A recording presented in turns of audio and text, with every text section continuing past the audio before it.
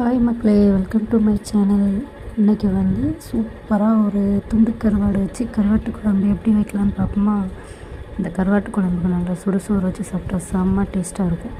அது எப்படி செய்யலாம் பார்ப்போம். அதுக்கு ஒரு மிக்ஸி ஜாரில் வெங்காயம், வெள்ளைப்பூடு, தேங்காய் இதெல்லாம் அரைச்சி எடுத்துக்கோங்க. அந்த அரைச்சது கூடயே மிளகாத்தூள், மல்லித்தூள், குழம்பு மிளகா பொடி இதெல்லாம் போட்டு நல்லா திரிச்சிட்டு நல்லா தண்ணி ஊற்றி மையாக அரைச்சி தனியாக எடுத்து வச்சுக்கணும்.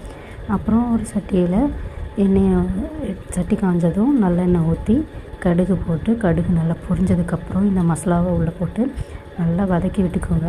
அது வந்து ஜாரை நல்லா அலசி அந்த தண்ணியை ஊற்றி நல்லா வதக்கிட்டு, அது வந்து நல்லா தண்ணியெலாம் வற்றி நல்லா திக்காயிரும்.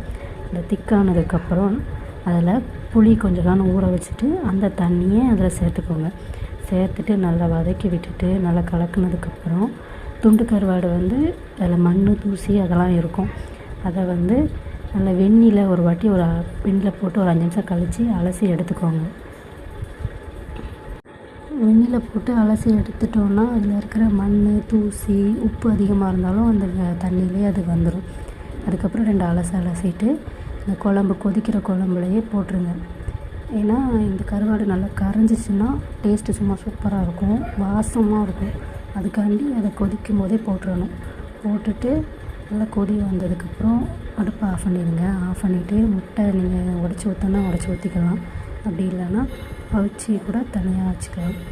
நான் வந்து உடச்சி ஊற்றிருக்கேன். உடச்சி ஊற்றிட்டு கொஞ்சம் நேரம் மூடி வச்சிடணும். அந்த ஹீட்லேயே அது வந்து வெந்துடும். அதுக்கு பிறகு கொஞ்சம் கழித்து நம்ம அடுப்பை ஆன் பண்ணிவிட்டு கொஞ்சம் 5 நிமிஷம் கொதிக்க விட்டுட்டு அடுப்பை ஆஃப் பண்ணிடணும்.